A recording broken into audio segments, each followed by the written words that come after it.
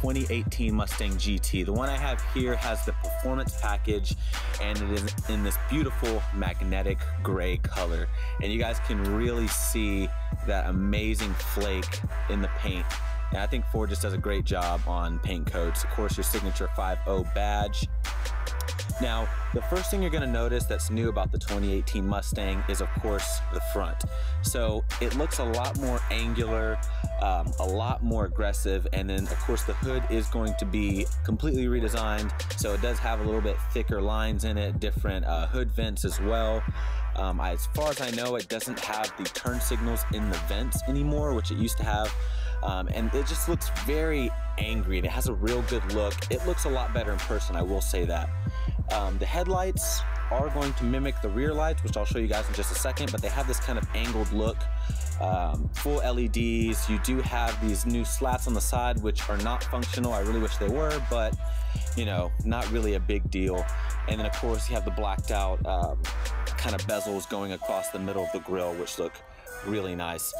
Coming along to the side, guys, you do have the same style black wheels from the previous generation Mustang performance packs, but you do now have Michelin Pilot Sport 4S tires, which are very sticky, as you'll see in my drive. Does a really good job. And you also have 6-piston Brembo brakes up front now. And of course, coming along to the back, you have that new rear wing, which some people may not like it. Me personally, I think it looks really good. I think in this color, it does justice to the car, and especially from kind of the profile view, I think it looks really good, and I think it fits the Mustang very, very well. So coming along to this kind of quarter panel angle over here, this is probably my favorite angle of the new Mustang. I just think it looks really good. I like the Meteor tires on it, and once you come along to the back, you can really see how they changed the taillights. It's just a little slant in the taillights, not a huge difference. Of course, you do have the quad exhaust, which I will show you guys what that sounds like.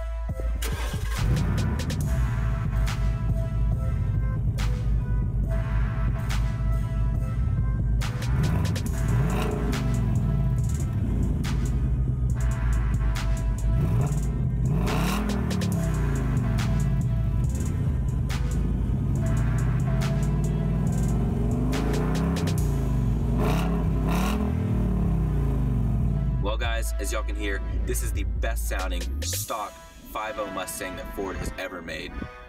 This one in specific does not have the active exhaust technology, so unfortunately I will not be able to show you guys the quiet, the mid, and then the track exhaust mode, which uses the butterfly valves.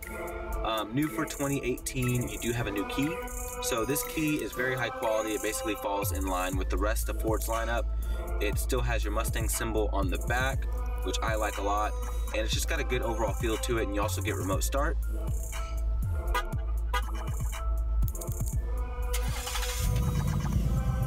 So as you guys can see, the remote start works very well. This technology has been around for a while, so I of course would expect that. Now there are multiple ways to get into the car. You can use the key to lock and unlock, of course, but if you come up to the door handle, you have Ford's keyless access system. You'll see a ribbed pattern on the door. You put your thumb on that, that'll lock. But the same 5.0 that you guys know and love, but there has been a lot of mechanical changes to it. So this now has port and direct injection. It does have new heads, so it has new cylinder heads, which does raise the compression to 11:1 to a 12:1 compression ratio. And what all those things do, basically, it's going to raise the horsepower. So now you have 460 horsepower and you have 420 pound-feet of torque, driving the rear wheels, of course. And like I said earlier, you do get a higher red line. So now your red line is 7,500 opposed to being just 7,000 RPM. So now to see what all that equates to behind the wheel. Automatically turns off. So let's see what the acceleration is like on this bad boy. All right, first gear.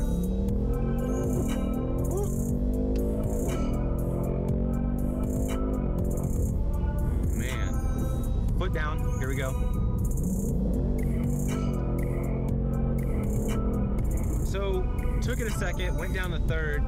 It did feel a little jerky. I mean, I still think there are a little bit of kinks to work out. I mean, that's a lot of gears, 10 gears for sure.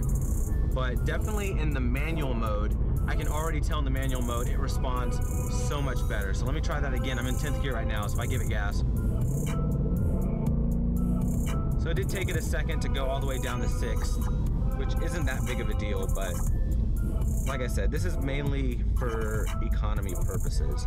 And of course, the lower gears, so I'd say gears 1 through 5 are so tightly spaced that you're just banging off shifts left and right, and it's such a cool experience. So once again, I'm gonna go back into sport mode. Downshift, 3rd, 5th, 6th, 7th. It's so quick on when you're controlling it manually. It's so quick. So 6th, 5th, 4th gear,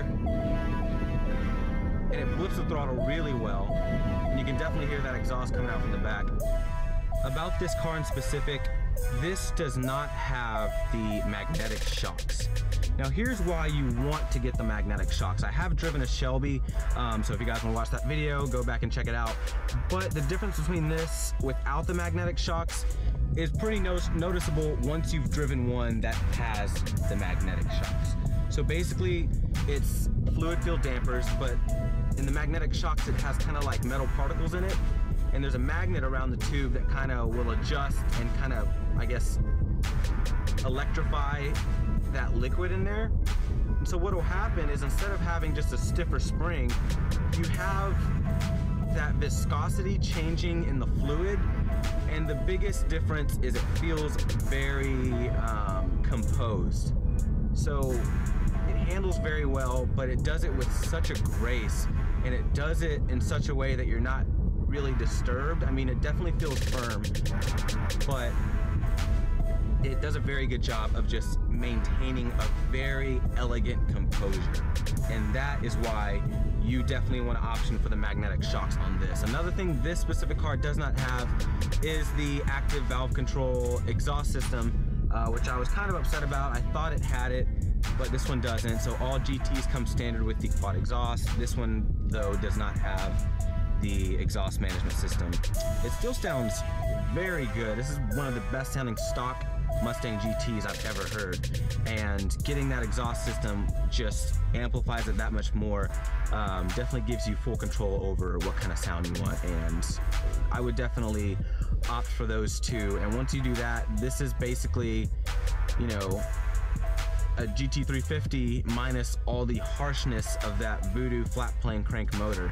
You know, this is very smooth, very linear, and it's got a real meaty torque band that it just swells as you go higher up in the rev range. And since this does have a higher 7,500 RPM, it's a lot more fun to rev it out, and it does have that same Miata-like feel that you get in the GT350.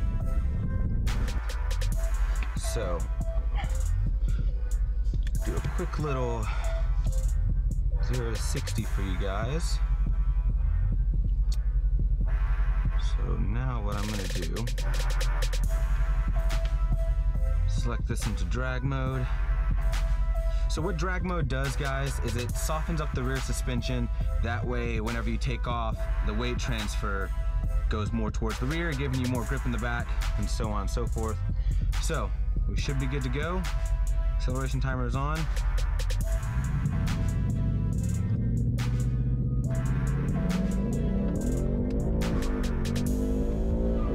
Woo! Holy smokes. Good gosh. It didn't even tell me how fast I went, but holy smokes. It chirped in every single gear.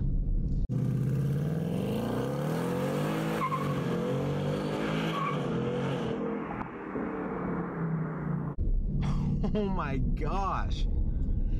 Hands down, guys, that felt so much faster than that Corvette Grand Sport that I drove. Holy, oh my gosh. Wow, Ford, what have you done? And just so you guys know, this is apparently 0 to 60 faster than a GT350. Like, that's insane. Oh my gosh, that was so fast. Well, guys, thank you so much for watching. If y'all do want to subscribe to my channel, be sure to click up to the left side of the screen. If you guys want to see some more of my reviews, be sure to click up to the right. As always, please feel free to comment. Let me know what reviews you'd like to see next. I will do my best.